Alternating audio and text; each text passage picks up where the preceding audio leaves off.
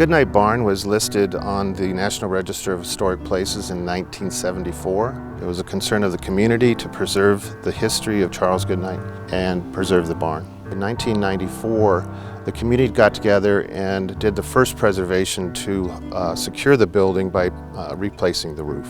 In 2004, the city of Pueblo, along with these partners, purchased the property and has begun the preservation of the barn. In 2002, the Colorado Preservation, Inc. listed the Goodnight barn on the most endangered places. By listing the barn, this brought attention to this resource and gave the community the hope it needed to preserve the barn, to bring it into a better condition that it is right now. We founded the committee first, and that was founded about 4.5 years ago.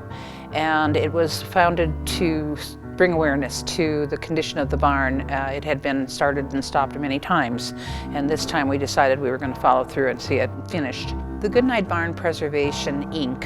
was started about 2 years ago, getting our 501c3 in the fastest time I've ever seen. I'm a retired paralegal and I know how long that usually takes.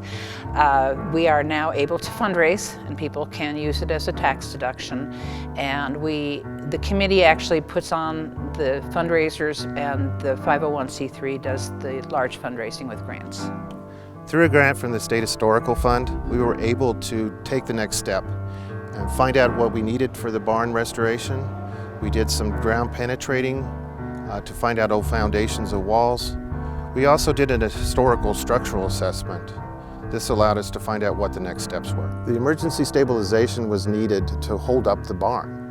The initial studies found that one of the walls were falling and failing.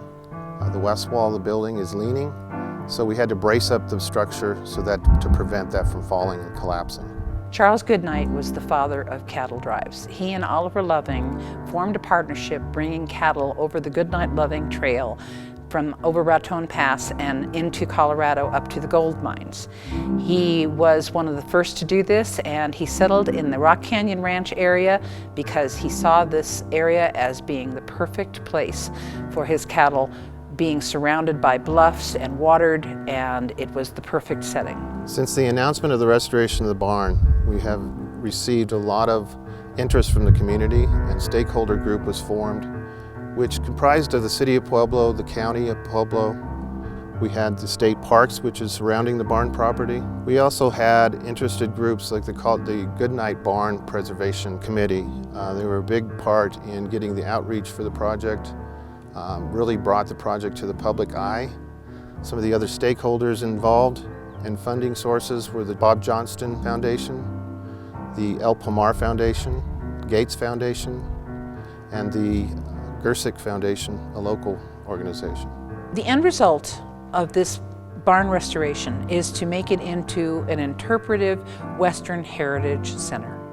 This barn has been standing for 140 plus years, and with the help of the community and the Goodnight Barn Preservation Committee, this barn will stand for 140 more.